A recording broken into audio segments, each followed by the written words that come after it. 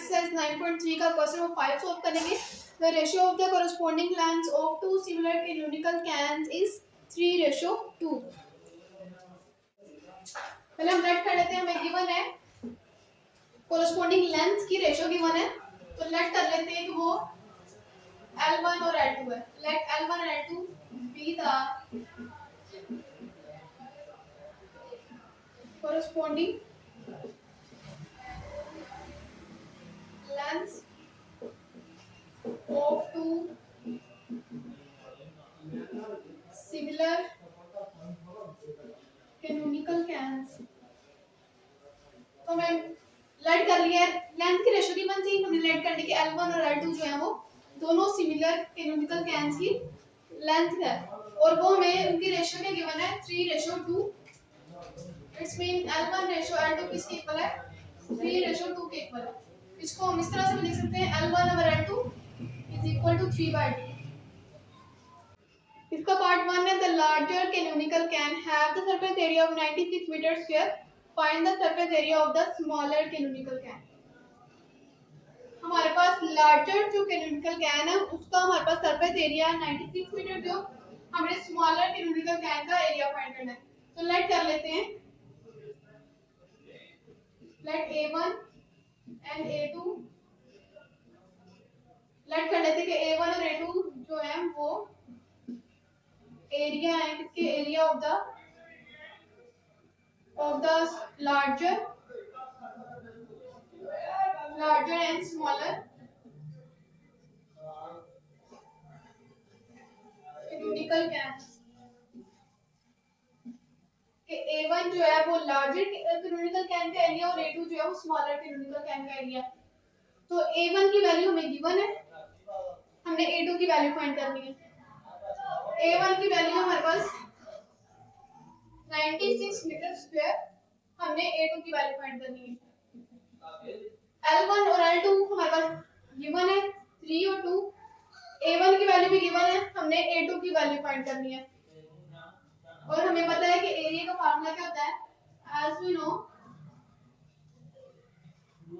A1 over A2 is equal to L1 over L2 whole square।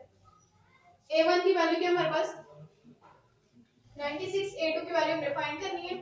L1 की value क्या है 3, L1 over L2 की value 3/2 whole square।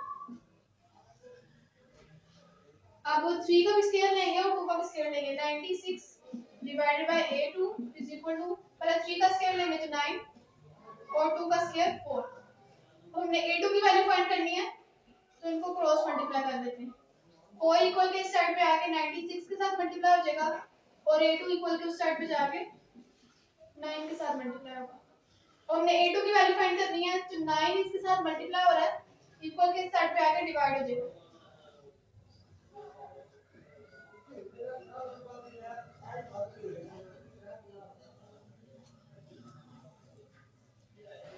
पहले हम 96 को 4 से मल्टीप्लाई कर लेते हैं, हमारे पास आंसर आ रहा है 384। 96 को 4 से मल्टीप्लाई किया है तो हमारे पास 384 आ गया। उसके बाद 384 को 9 पे डिवाइड करेंगे तो हमारे पास आंसर आ रहा है 42.67 मीटर स्क्वायर।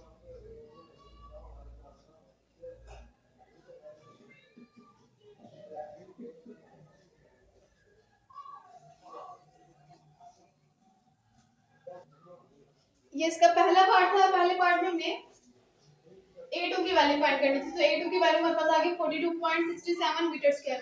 अब इसका सेकंड पार्ट है the smaller canonical can have a volume of 240 metre cube, find the volume of the larger canonical can. यहाँ पे भी हम लेट कर लेंगे, let V1 V2 be the volume of the larger and smaller canonical cans।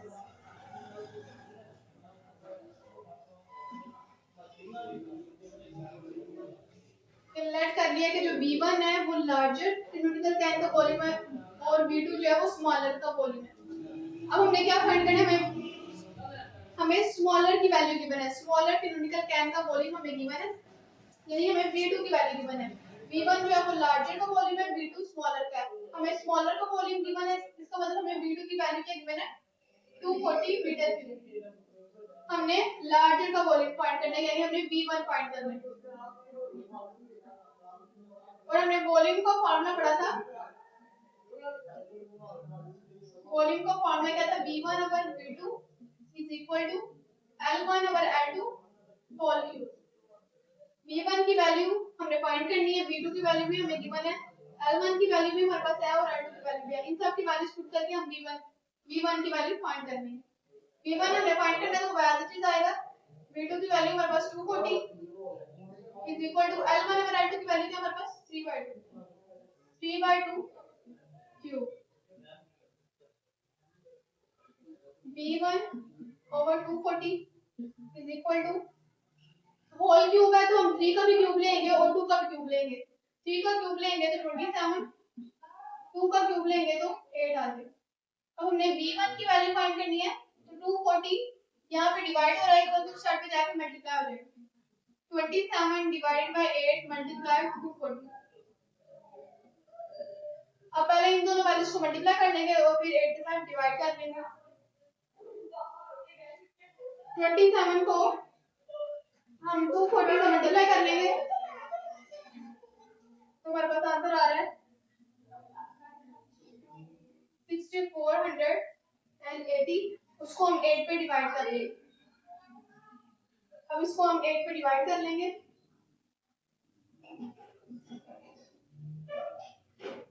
तो V1 की value हमारे पास आ गई है 810 मीटर क्यूब।